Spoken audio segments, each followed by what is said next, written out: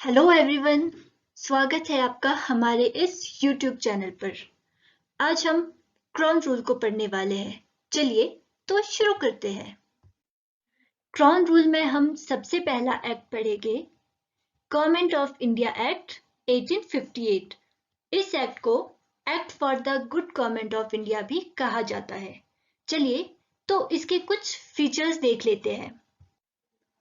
इस एक्ट में governor general of India की डेजिग्नेशन को बदलकर वाइस रॉय ऑफ इंडिया कर दिया गया और first vice Roy of India बने लॉर्ड कैनिंग। साथ ही साथ डबल गवर्नमेंट सिस्टम खत्म कर दिया गया, that is code of director and board of control. इसी के साथ एक नया ऑफिस क्रिएट किया गया, that is secretary of state, जो कि इंडियन एडमिनिस्ट्रेशन को संभालता था और उसे असिस्ट करने के लिए 15 काउंसिल मेंबर एक एडवाइजरी बॉडी क्रिएट की गई। साथ ही साथ इंडियन एडमिनिस्ट्रेटिव मशीनरी को इम्प्रूव किया गया ताकि इंग्लैंड में ही रहकर इंडिया के एडमिनिस्ट्रेशन को सही तरीके से कंट्रोल किया जा सके। चलिए तो हम अगले एक्ट की तरफ चलते हैं। नेक्स्ट एक्ट आता है इंडियन काउंसिल एक्ट ऑफ 1861। इस एक्ट में सबसे पहले लॉ मेकिंग प्रोसेस में इंडियन को लाना शुरू किया गया, but as a non official member. Viceroy lord Canning ने 1862 में पहली बार 3 लोगों को नॉमिनेट किया, जो कि थे राजा ऑफ बनारस, महाराजा ऑफ पटियाला और सर दिनकर राव। साथ ही साथ लेजिस्लेटिव काउंसिल को एस्टेब्लिश किया गया बंगाल, नॉर्थ वेस्टर्न प्रोविंस और पंजाब में। इसी के साथ पोर्टफोलियो सिस्टम को पहली बार इंट्रोड्यूस किया गया लॉर्ड कैनिंग के द्वारा इन 1859। साथ ही साथ वाइसरॉय को ऑर्डिनेंस इशू करने की एक पावर दी गई। नेक्स्ट एक्ट आता है Indian council act of 1909।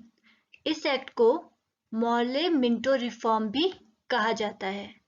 Morley उस टाइम सेक्रेटरी थे और मिंटो वाइसरॉय।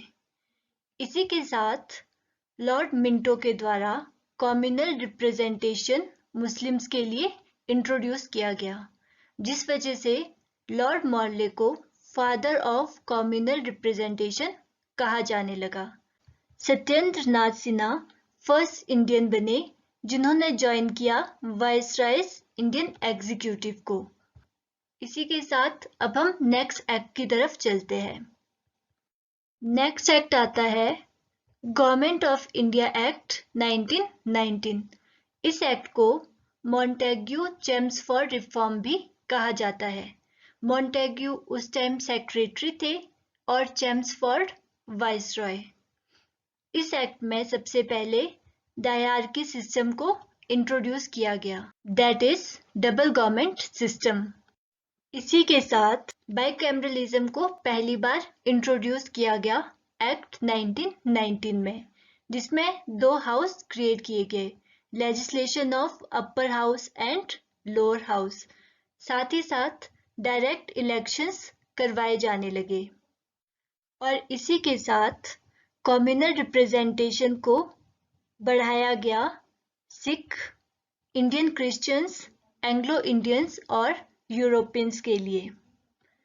इसी के साथ सेंट्रल पब्लिक सर्विस कमीशन को एस्टेब्लिश किया गया इन ईयर 1926। नेक्स्ट एक्ट आता है गवर्नमेंट ऑफ इंडिया एक्ट 1935। ये एक्ट सबसे ज्यादा लेंदी एंड डिटेल्ड डॉक्यूमेंट में था, जिसमें टोटल 321 सेक्शंस एंड 10 शेड्यूल्स थे। इस एक्ट में प्रोविंसेस में डायरकी सिस्टम को अबॉलिश कर दिया गया। साथ ही साथ आरबीआई को एस्टेब्लिश किया गया 1935 में एंड 1937 में फेडरल कोर्ट को भी एस्टेब्लिश कर दिया गया। साथ ही साथ 6 प्रोविंसेस में बाइकैमरलिज्म को इंट्रोड्यूस किया गया। वो थी Bengal, Bombay, Madras, Bihar, Assam and united provinces. साथ ही साथ वाइसरॉय को रिजर्व पावर्स भी दी गई। इसी के साथ सेंटर एंड प्रोविंसेस में पावर्स को डिवाइड किया गया इन टर्म ऑफ 3 लिस्ट। वो थी federal list, provincial list and concurrent list. Federal list में सेंटर के सब सब्जेक्ट आ जाते थे, प्रोविंशियल लिस्ट में प्रोविंसेस के, एंड जो कॉन्करेंट लिस्ट थी उसमें सेंटर एंड प्रोविंसेस दोनों के ही सब्जेक्ट आ जाते थे। ये था गवर्नमेंट ऑफ इंडिया एक्ट 1935। चलिए नेक्स्ट एक्ट की तरफ चलते हैं। लास्ट एक्ट आता है Indian independence act of 1947। Feb 20, 1947 को ब्रिटिश प्राइम मिनिस्टर एटली ने डिक्लेयर किया कि ब्रिटिश रूल इंडिया में जून 30, 1947 तक चलेगा। बट मुस्लिम लीग चाहते थे कि इंडिया और पाकिस्तान का पार्टीशन हो। That's why Muslim league demand करने लगे पार्टीशन की। अब लॉर्ड माउंटबेटन, जो कि उस समय वाइसरॉय थे इंडिया के, उसने एक पार्टीशन प्लान बनाया जिसे बाद में एक्सेप्ट किया गया कांग्रेस एंड मुस्लिम लीग दोनों के द्वारा। इसी के साथ साथ ब्रिटिश रूल इंडिया में खत्म हुआ ऑन 15 अगस्त 1947 और इसी के साथ इंडिया आज़ाद हुआ और इंडिया एक इंडिपेंडेंट एंड सोवरेन स्टेट कहलाई। साथ ही साथ इंडिया पाकिस्तान का पार्टीशन भी हो गया। जो ऑफिस क्रिएट किया गया था वाइसरॉय के लिए, उसे अबॉलिश किया गया और साथ ही साथ गवर्नर जनरल एक नई डेजिग्नेशन बनाई गई। First governor general independent India के बने लॉर्ड माउंटबेटन। दोनों स्टेट्स को ये राइट दिया गया वो अपना अपना कॉन्स्टिट्यूशन बना सकते हैं। साथ ही साथ प्रिंसली स्टेट्स को कहा गया या तो वो इंडिया को ज्वाइन करे या पाकिस्तान को, और अगर चाहे तो वो इंडिपेंडेंट होकर भी रह सकते हैं।